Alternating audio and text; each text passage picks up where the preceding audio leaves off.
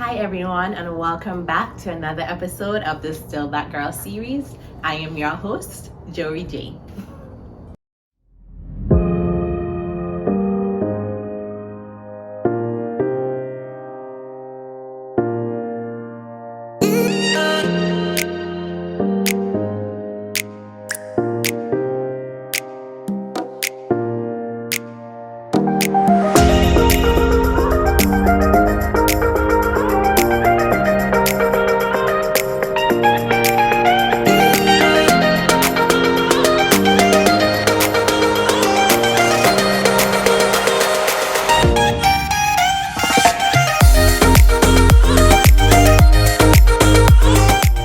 Today we have someone who I consider the jack of all trades. She is a woman who wears many hats and I admire her a lot. I'm not going to give too much away, so I'll just let you wait and see who we have. Hi, I'm Beverly. I'm still that girl, and this is my story. Hi Beverly, so good to have you here with us. It's nice to be here. Yes. So before we jump into the interview, we're going to start with an icebreaker. So on your left, you have a jar with questions. You're going to give it a good shake. Pick a question, read it, and answer it for us, please.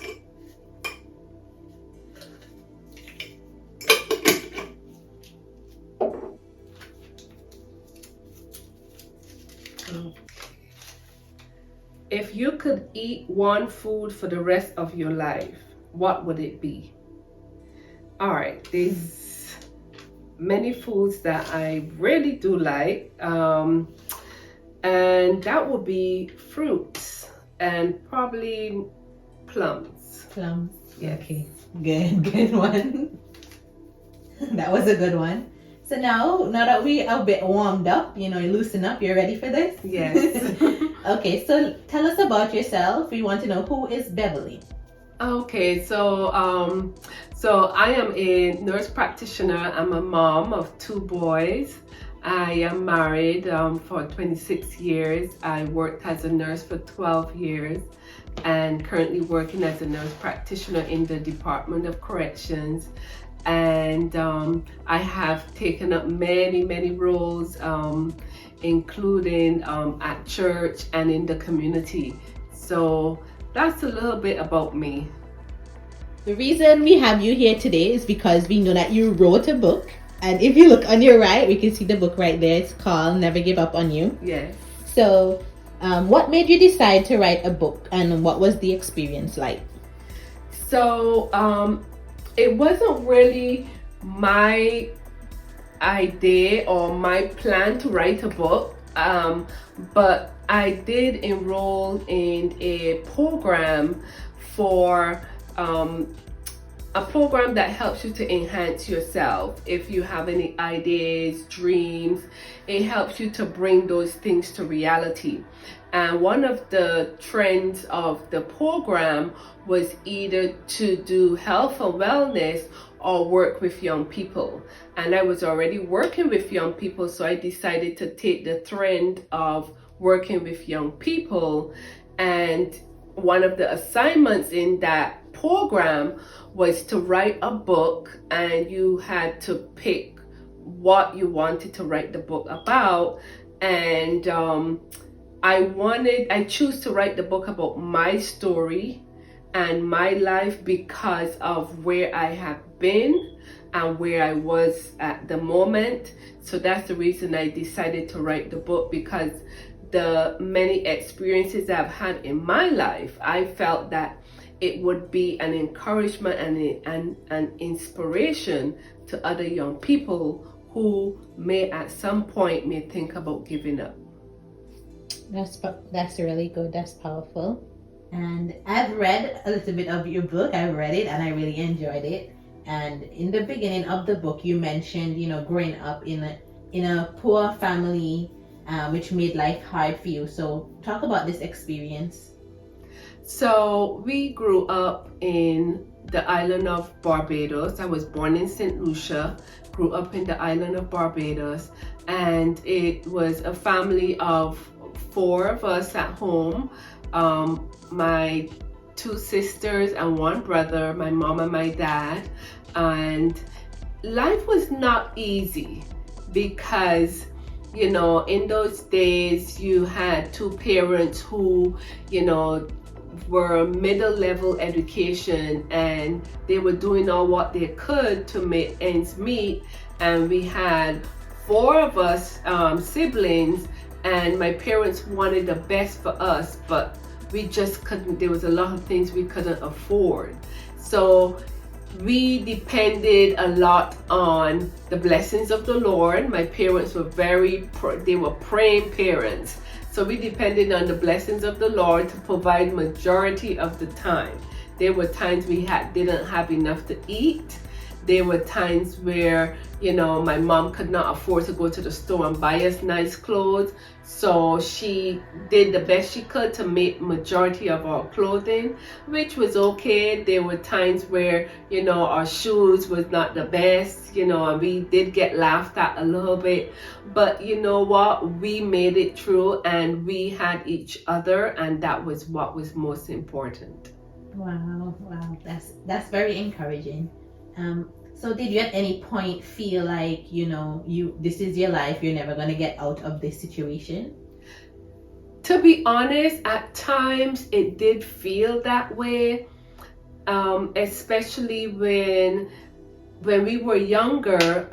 We laugh about it now, but when we think back, when we were younger, we used to only get to eat chicken once a year, which was around Christmas time.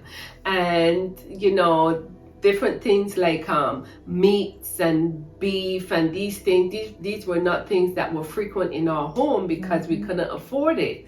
So these are things we will get once a year, which is around Christmas. So we look forward to that time because we know we will get chicken, you'll have fish. Well, fish was more common in the home, but mostly chicken and beef and stuff like that. We get most of it during Christmas time. There were times where you wanted more to be in the home, and it felt like, when was it going to end? You felt like, was your life going to continue like this? Were you always going to be poor? And it get a little bit discouraging and I guess depressing as a young person, trying to deal with it and trying to understand why you could not afford, a lot of the luxuries and things that other kids had. But with prayer and with really good supportive parents, we understood after a while. But at that time, it was difficult to understand and to really see that this was just for a time. So I know you said that was early on in your childhood. So what was your teenage years like going into young adult? Oh, my teenage years was very troublesome because I was a very troublesome child, and the fact that I had a lot of disabilities did not help. As a child, especially going into my teenage years, it was difficult for me because I had to deal with, being called names because you couldn't spell, being called names because your language, you couldn't pronounce words well, and to me, I felt that, in order to get attention, I needed to be troublesome to get attention. So I was troublesome. I was very troublesome, got into trouble all the time. And at a point in time, you start to envy other people. You start to wonder, why can't I be like that person? Or why can't I be beautiful like this one? Why can't I be bright and smart like this other person? And, it's something as a teenager that you don't understand. And as you grow older, you get to understand that, you are made beautiful in your own way. But as a teenager, you don't understand. And I think it was difficult for me to comprehend that there was a reason for what I was going through as a teenager. So you touched a bit about, your childhood, your teenage years. And I know you touched also about having, difficulty in school, especially because of disabilities and all that. So if you were willing to share, what specifically did you struggle with in terms of in school, I should say? Well, in school, I guess I was very slow.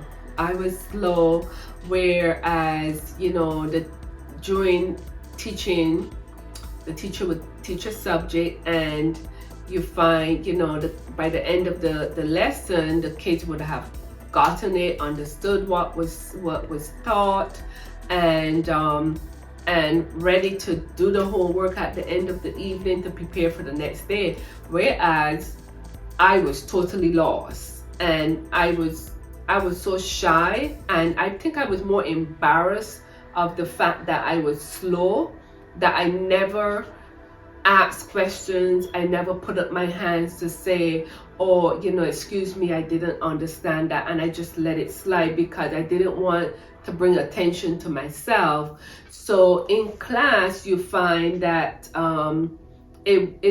that was one of the most difficulties I faced in going to school, and I think that helped to keep me back education wise, and it really kind of helped to bring my self-esteem down. I remember one time, as I mentioned in the book, where the teacher decided to divide the children in the class to, have a game of spelling contest, and I was not a popular person or favorite person in the class, so no one wanted me on their team, but eventually had to be placed on a team. And my thing was, because of how I felt about myself, I stayed out of sight. So in class, I sat in the back, and I think that also helped with, my learning disability, because of the fact I sitting in the back gave me the opportunity to have a lot of distractions. I also made sure that, I wasn't seen by the teacher so that she would not pick on me. And so you find when the teacher decided to do this game of spelling, and as usual, I was in the back trying to stay out of sight, and she decided, well, since we're coming down to the last word, let's pick on someone who had not gone already. So they decide, fine, okay, Beverly, it's your turn, you need to spell. And it was the most embarrassing thing, because I knew I couldn't spell well, and up to this day I still can't spell very well. I knew my language, my verbiage was not up to my level of education, so I was very nervous. I was just beside myself. And then when the teacher said, oh, the word to spell, this last word is silver, and I felt, oh, that's not bad, silver, I think I can do that.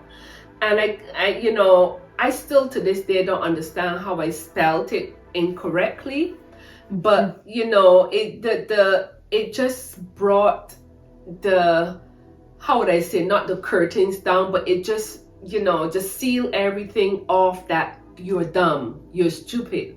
And I developed this name, or I inherited this name called Dumpsy. And Dumpsy means that you're illiterate, you're dumb, you're stupid. That's what it meant, and that's what kids will call me. After that, they'll call me Dumpsy. So those were some of the things that I faced in school, while in school, that helped me to come into that deep depression of low self-esteem. I mean, you went through all this, and today you're sitting here with a master's degree in nursing. I mean, you are a nurse practitioner, seeing hundreds of patients. Mm-hmm. So what changed? How did you go from hating school basically to now being such a successful nurse practitioner? Well, I wanted things to change. After a while, I guess now we call it being bullied, but in my time, parents didn't know anything about being bullied. And after a while, you want it to stop. You want it to stop. You want to be better. You want to be past those limitations and those difficulties and those setbacks. You want to be past that. But as a teenager, I didn't know how to do that. And I wanted it to stop. So I decided, I really talked to God a lot, and I said, Lord, why can't I be like all the other children? Why can't I be normal? Why can't I be smart like other children? Why can't I be beautiful like other children? Why can't I be the one who gets A's? And why? And and in doing that, I remember one time my cousin asked me to do something at church.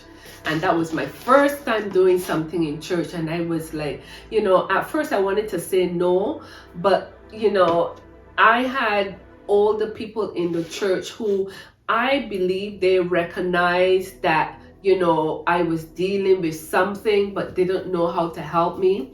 And I remember one gentleman said to me, you are going to be a really good leader one day. And I brushed it off because I thought, me? Oh, me? A leader? Oh, no. But, when my cousin asked me to do the something in church, I was like, maybe I should take this opportunity to prove to myself that I am not dumb and stupid like what other people call me. So I decided, okay, I'll accept the challenge. And it was a challenge indeed, because as I said, for me, I cannot just read a chapter and get it. I have to read that chapter like 3 or 4 times slowly to actually get the gist of what it's saying. So could you imagine me having this thing to do in church, and I had to read it over and over and over just to really understand so that I can present it. But I was determined to put my best into it and see what happens. I wanted to prove that I wasn't dumb and stupid. And to my amazement, it came out well, and everyone was praising me. Oh wow, you did an amazing job. And that was the first time in my life that I was being praised. That was the first time in my life someone would say, oh, you did a great job, instead of the usual, you're so dumb, you're so stupid, why are you so troublesome? So it was a time where you got a different comment. And I think that was the spark. That was like, oh, I can do this. I have potential. Yes, I can be different. I said, I'm like, wow. And then I remember visiting Antigua. And when I visited Antigua, one of my friends asked me to come over and visit, because Benjamin Carson was visiting, and I guess he had the hookup. So I said, okay, no problem. It'd be nice to meet somebody famous. So I decided to go. I went and I sat there and I listened to him speak. As my usual self, I made myself invisible and small, because as he was talking to all the other young people about what they want to do, what they're going to be, and everybody talking about doctor and lawyer and this, and I don't want to be picked on, so I made myself small, made sure I was always in the back, make sure I was out of eye shot. And then he asked, what would you like to be? And I didn't know what to say. I said, I would like to be a secretary. I can see people watching me like a secretary, but I didn't know what else to say. I wasn't thinking of anything like I can be a nurse, or I can, secretary. That's the only thing that could come out. And then he was like, don't be too hasty to settle for you know, what you believe that you want to be. You know, take your time, you know, God will guide you. And he sat there and he told us stories about, you know, when he was in school, how he was flunking, how he was getting F's, he was failing. And I am thinking, as I'm sitting there looking at this man who is a famous, well-known neurosurgeon, and he's telling us all these things about himself that is so similar to my situation. And I'm thinking, well, if God can do this for him, that means he can do it for me too. Yes. And I think that when I was on my way back home on the flight, I was thinking, you know what, you know, if there gotta be something that God have in store for me, because if he can do that for this gentleman, he can do it for me too. I mean, we pray all the time. I mean, we talk about God, we go to church, we love Jesus. I'm pretty sure he can do it for me. So I came home with determination. I came home with vigor. I came home with a new light, like something had just went off. And I decided, you know what? I'm gonna make a difference. No matter what it takes, I'm gonna make a difference in my life, because, you know, I had gotten to the point where I had given up. I was like, you know, there's no use. You're dumb, you're stupid, everybody know it, you know it. You know, I had given up. But when I came home from that visit, I came home with a determination that I was no longer gonna be that girl who was dumb and stupid, but I was going to be somebody who had potential and who was going to use all the struggles and all those bad experiences I was having. I was going to use them and turn them around and make them something good, something that, you know, not only would I be proud of, but God would be proud of, and I'll be able to help somebody like Benjamin Carson. Yes, I love that. I love that. So now we've come to the end of part 1 of Beverly's story, and let me tell you, it's so good. I bet you can't wait to hear what she has next to say in part 2. Stick with us and let's follow Beverly as she talks about her journey to discovery in part 2. So until next time, remember that you are always still that girl. Please be sure to like, share, and subscribe. See you next week.